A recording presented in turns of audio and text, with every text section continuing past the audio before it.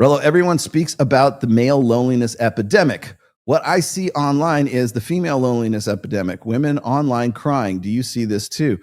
Will it get worse? It's already starting to sort of pick up, because I think as Gen Z gets older and as like the millennials, the younger millennials, like get older, they're starting to understand the gravity of the situation, especially women who are like, say, what are millennial women? Millennial women would be between like 35 and 44 right now.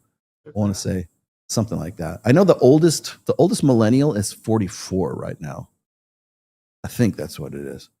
But anyways, I think it's just now starting to set in. Like we keep harping on this data set of like, if this is the Morgan Stanley rise of the she economy.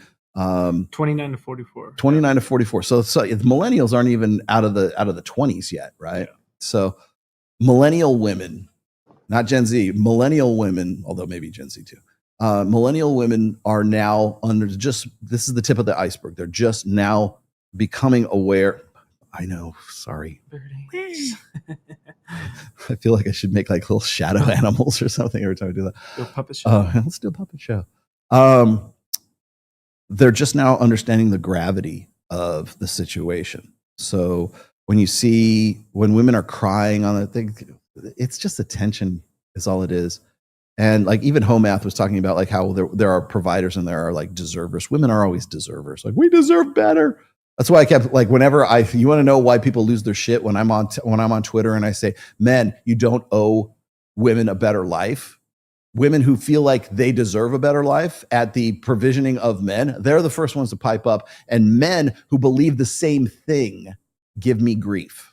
They want to hit back. That's the white knights wait their entire existence for me to tweet something like that. So, he's one of the enemy. Let's hit him. Right? You owe women, Charlie Kirk. You owe women a better life. You know, God, where is fucking Aaron Clary when I need it? Like, yeah, it's whether it's economically or it's like ethically or morally or religiously or God knows whatever else. Right? You owe women a better life. Why? Because we've oppressed them for so long? Because of the patriarchy? The patriarchy that you as a conservative male think should be reinstated? If that's the case, then you don't owe women jack shit.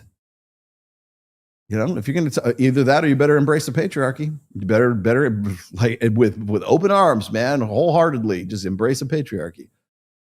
Patriarchy is not like the thing is like patriarchy has become this sort of like, I think Royce would call it a shibboleth. It's this big gigantic monster that like people think is like this. They don't even understand it.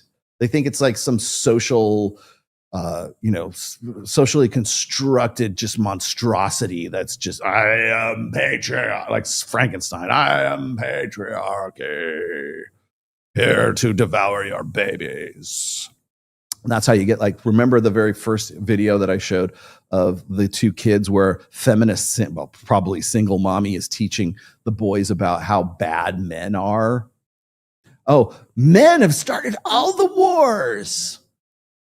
Wow, bad men. And that one kid was like ashamed, like the youngest kid was ashamed, like he wanted to get off of the camera because he was like basically running with his, his tail, his dick between his legs, right? I'm sorry for being male. Like that's the kind, you want to talk about blue pill conditioning? I can't think of a better example than teaching your boy, like, and like, it's not enough to just do it privately. We've got to make sure that we get like social affirmation by publishing that on TikTok, by publishing it on Instagram, probably mostly TikTok. Cause Instagram, we'd probably get eaten alive or something like that. But, yeah, so you're bravo, girl. Teach your boys to respect women. Teach your boys to vote for the next female president, to vote for Hillary Clinton, right? Teach your boys like they have no mind of their own. They can't make up. They no capacity for critical thinking. But one of the things that she mentions in there is like the patriarchy, which they repeat back. They parrot back almost verbatim, like they've been taught what to say. And so part of that is like, oh, the patriarchy this, the patriarchy that. Oh, men have structured the social fabric to stay in power and be, tyrants and stuff like that. It's like, that's absolutely, like, it certainly hasn't been that way since, well, the sexual revolution.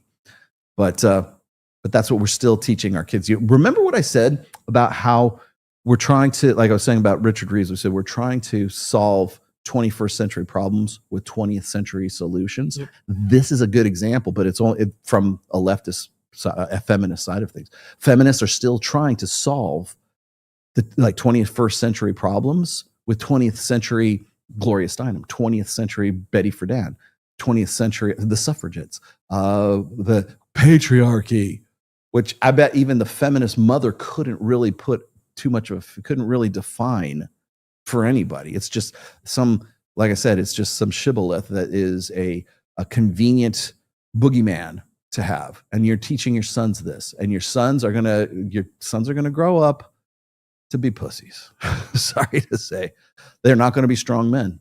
They're not going to be able to think. Here's the thing. They should, if your ideology, in this case, feminism, if your ideology is, if you're so certain of the correctness and the righteousness of your ideology, that should pass critical thought.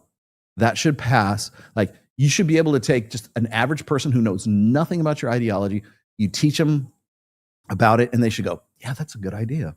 That should be their first, if it's a real thing, if it's true, if it makes sense, if it passes the smell test, whatever else, they should be able to go, yeah, using my capacity for critical thinking, what you've told me makes sense, I'm with you. If not, but we women, especially feminists, know that feminism does not hold water anymore. That's why they have to condition, and like, it's basically social engineering. They have to socially engineer their kids to parrot back the same bullshit from 1970, from Gloria Steinem. It's the same thing. What's this? Oh, crying. So yeah, as far as the crying on, women are just, you want to know why feminist mom has to teach the kids that? Because she's already beginning to realize she's fucked.